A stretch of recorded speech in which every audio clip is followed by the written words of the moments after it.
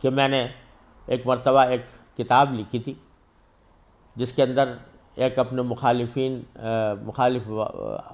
رائے رکھنے والے لوگوں کے اوپر بڑے طعن و تشنیع کی تھی اور بڑے فقرے چست کیے تھے اور بڑے طنز و تعریض کے اس میں نشتر چبوئے تھے. تو میرے والد ماجد حضرت مولانا مفتی محمد شفیع صاحب قدس اللہ تعالیٰ سرہ، میری عادت تھی جب بھی کچھ لکھتا تھا تو ان کی خدمت میں پیش کیا کرتا تھا. ان کی خدمت میں وہ کتاب پیش کی، 200-250 صفحے کی کتاب تھی. سنتے رہے. جب ساری کتاب ختم ہو گئی تو مجھ سے پوچھا کہ بتاؤ تم نے یہ کتاب کس غرض سے لکھی؟ اس غرض سے لکھی تاکہ جو لوگ تمہارے پہلے سے حامی ہیں اور پہلے سے تمہارے خیال کے لوگ ہم خیال ہیں، وہ تمہاری اس کتاب کی تعریف کریں کہ واہ واہ کیا شاندار دندہ شکن جواب دیا ہے، منہ توڑ جواب دیا ہے. اس تعریف کو حاصل کرنے کے لیے لکھی ہے کتاب، یا اس لیے لکھی ہے کہ جو لوگ غلط فہمی میں مبتلا ہیں وہ اس کو پڑھ کر صحیح حقیقت پہچان سکیں؟ یہ بتاؤ کس کام کے لیے لکھی؟ اگر تم نے اس لیے لکھی ہے کہ غلط فہمی لوگوں کی دور ہو تو خوب سمجھ لو کہ تمہارے اس طنز و تعریض کے اور طنز و تشنیع کے انداز سے کبھی بھی کسی کی غلط فہمی دور نہیں ہوگی. جو طنز و تعریض کے ساتھ والی اس کتاب کو پڑھے گا تو وہ کہے گا یہ تو پہلے ہی طعن و تشنیع والی کتاب ہے، لہذا اس کی طرف توجہ بھی دینے کی ضرورت نہیں. اس کے دل میں ایک دفاع کا جذبہ پیدا ہو جائے گا. ہاں اگر تم نے اسے لکھی ہے کہ اپنے ہم خیال لوگوں کی تعریف حاصل کرو تو بے شک اس میں بڑے کامیاب ہو. تم نے بڑے شاندار فقرے چست کیے اور بڑے شاندار طنزیہ جو فقرے کہے ہیں تو اس میں تم بے شک کامیاب ہو. تو بتاؤ کس لیے؟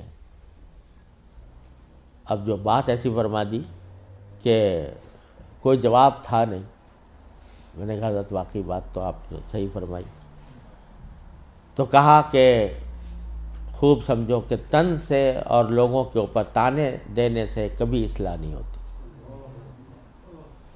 پیغمبرانہ اسلوب یہ ہے کہ اگر پیغمبروں کو گالی بھی دی جاتی ہے تو وہ گالی کا جواب گالی سے نہیں دیتے. پیغمبر حضرت ہود علیہ السلام کو کہا جا رہا ہے کہ انا لنراک فی صفاحۃ و انا لنظنک من الکاذبین، ہم آپ کو دیکھ رہے ہیں بیوقوف آدمی ہیں. پیغمبر کو کہا جا رہا ہے اور ہم جانتے ہیں اب جھوٹے آدمی ہو.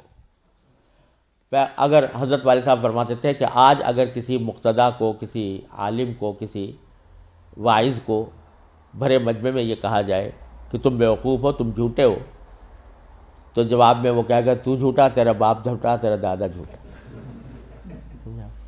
لیکن پیغمبر کیا جواب دیتا ہے کہ یا قوم لیس بی صفاحۃ ولکنی رسول من رب العالمین. میری قوم میں بیوقوف نہیں ہوں، مجھے پر رب العالمین نے تمہارے پاس بھیجا ہے، تمہاری پیغام دے کر بھیجا ہے، میں تمہارا پاس پیغام لے کر آیا ہوں. تو گالی کا جواب پیغمبر بھی پیغمبر گالی سے نہیں دیتا، گالی کا جواب بھی گالی سے نہیں دیتا. موسیٰ علیہ السلام کے پاس کو بھیج جا رہا ہے فرعون کے پاس، موسیٰ اور ہارون علیہ السلام کو.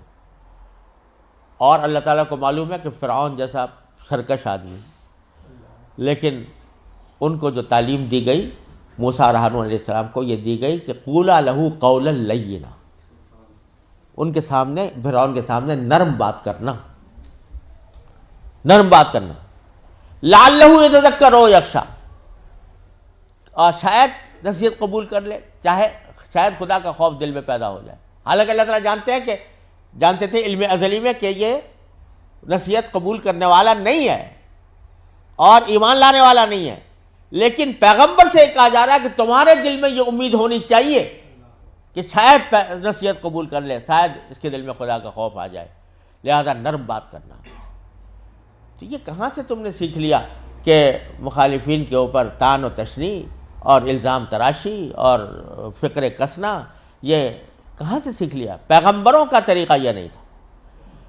لہذا حضرت والد ماجد قدس اللہ تعالیٰ نے فرمایا کہ ادھیڑو اس کتاب کو.